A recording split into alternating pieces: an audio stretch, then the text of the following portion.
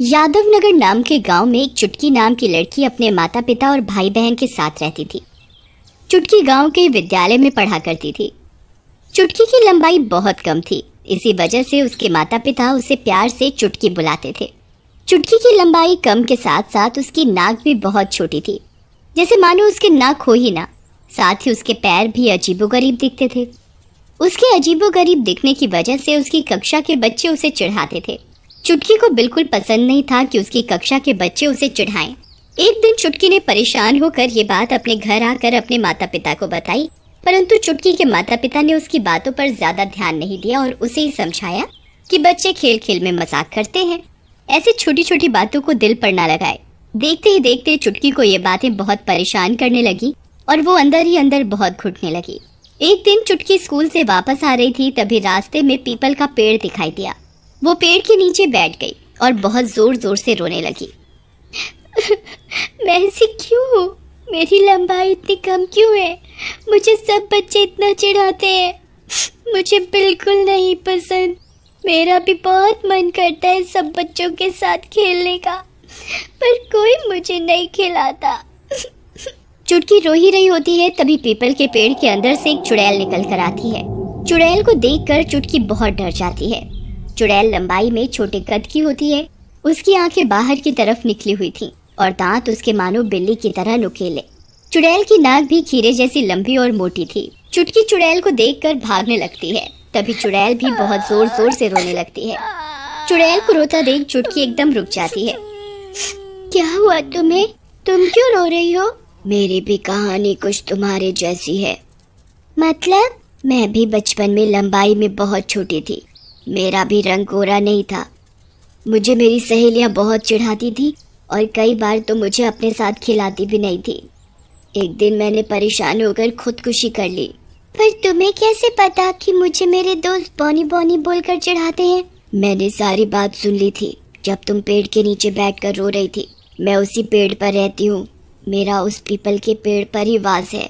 चुटकी चुड़ैल को रोते रोते सारी बात बताती है। मेरे पास एक आइडिया है। बोलो क्या? तुम मुझसे डरो मत। मैं तुम्हारी दोस्त बनकर तुम्हारी मदद करूंगी। पर कैसे? जो कोई भी तुम्हें चिढ़ाए या परेशान करेगा, हम दोनों मिलकर उसे सबक सिखाएंगे। पर तुम तो सबको दिखोगी, फिर तुमसे सब डर कर भाग जाएंगे। तुम चिंता मत करो, मेरे पास ये शक्ति है। मैं उसी को दिखाई दूंगी जिसको मैं चाहती हूँ। ऐसे ही मैं हर किसी को दिखाई नहीं देती। अच्छा, ये तो बहुत अच्छी बात है। हम दोनों मिलकर सब लोगों को सबक सिखाएंगे जो मुझे परेशान करेंगे। हाँ, पर तुम्हें मुझसे एक वादा करना होगा। कैसा वादा?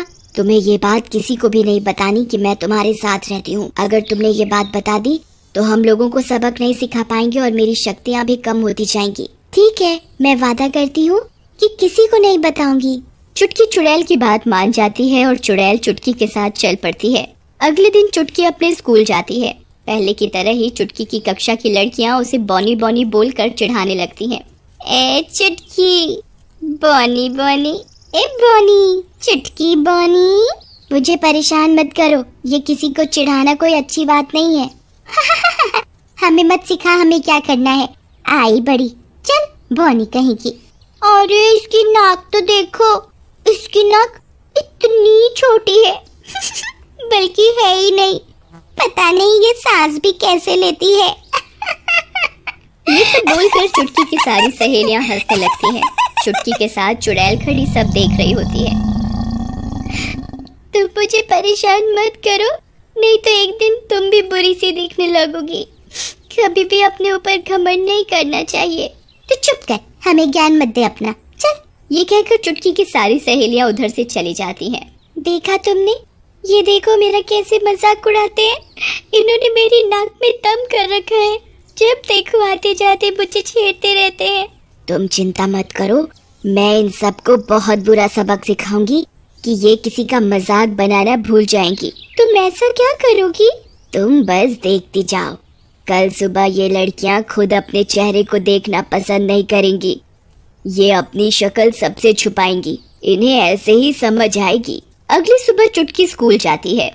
वो उधर जाकर देखती है कि उसकी सहेलियों की शक्ल पूरी दाने से भरी होती है। ये देखकर चुटकी समझ जाती है कि चुड़ैल ने ही इनका ये हाल किया है। चुटकी अपनी सहेलियों के पास जाती है। अरे ये क्या हुआ तुम्हारे चेहरे को? हमें नहीं पता, ये देखो हमारे चेहरे पर दाने निकल आए हैं। देखा, अगर तुम किसी को परेशान करोगे और किसी का दिल दुखाओगे तो तुम्हें भी कभी न कभी अपने गलत किए कामों की सजा मिलेगी। तुम मुझे भी कितना चिढ़ाते थे, आज तुम्हारा ही चेहरा खराब हो गया है। तुम किसी को भी अपनी शक्ल दिखाने लायक नहीं हो, ये तुम्हारे बुरे कर्मों की सजा है। चुप कर बॉनी, ऐसा कुछ नहीं है, यहाँ हमें भाषण मत दे। ये कहकर चुटकी की सहेलियां गुस्से में उधर से चली जाती हैं। इन्हें तो अभी भी अपनी गलती का एहसास नहीं है, ये तो मुझे चिढ़ाने से अभी भी बाज नहीं आ रही। बताओ अब क्या करें? लगता है मेरी किस्मत ही खराब है, मुझे जिंदगी भर यही सब सुनना पड़ेगा। लगता है मुझे इन सब की आदत डाल लेनी चाहिए। ये सब कहकर चुटकी बहुत जोर जोर से रोने लगती है। तुम चिंता मत करो, कल इन सब की और बुरी हालत होगी।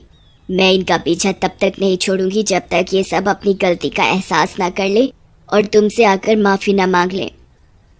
मैं नहीं चाहती जो परेशानी मैंने अपनी ज़िंदगी में देखी वही सब परेशानी तुम देखो। तुम चिंता मत करो, सब कुछ ठीक हो जाएगा। चुटकी अगले दिन सुबह फिर से स्कूल जाती है। वहाँ जाकर वो देखती है कि उसकी सहेलियों की तो बहुत ही बुरी हालत हो गई होती है। दानों के साथ साथ किसी का मुंह बिल्कुल काला हो गया होता है, तो किसी के दांत टूट गए होते हैं, तो किसी के बाल ही उड़ गए होते हैं। चुटकी अपनी सहेलियों के पास फिर से जाती है। अरे ये तुम सबने अपना क्या हाल बना लिया है? चुटकी, तुम शायद सही कह रही थी, हम तुम्हारे साथ बहुत गलत बर्ताव कर रहे थे, इसी चक्कर में हमें अपने कर्मों की सजा मिल रही है। हम तुम्हें रोज छेड़ते थे, हमने नहीं सोचा कि तुम्हें कैसा लगता होगा। हाँ, मुझे बहुत दुख होता था जब जब तुम मुझे चिढ़ाते थे। मेरा भी मन करता था मैं तुम्हारे साथ खेलूं, पर तुम मुझे अपने साथ नहीं खिलाते थे। हमें माफ कर दो चुटकी, हम कभी ऐसा नहीं करेंगे, बाकी हम अपनी सजा तो भुगत ही रहे हैं। चुटकी की सहेलियां चुटकी से माफी मांग ही रही होती हैं, तभी स्कूल की और लड़कियां उसकी सहेलियों को आकर चिढ़ाने लगती हैं और उनके ऊपर जोर जोर से हंसने लगती हैं। स्कूल की लड़कियों के चिढ़ाने से चुटकी की सहेलियां बहुत जोर जोर से रोने लगती हैं। अरे ये हमने क्या किया, हमारे साथ ही इतना बुरा हो गया, हमने किसी की आत्मा को दुखाया है, इसका पाप हमें मिल रहा है, हम कभी ऐसा नहीं करेंगे। ये सब बोलकर चुटकी की सहेलियां उधर से चली जाती हैं। देखा, अब इन्हें पता लगा किसी को दुखी करने का इंतजाम।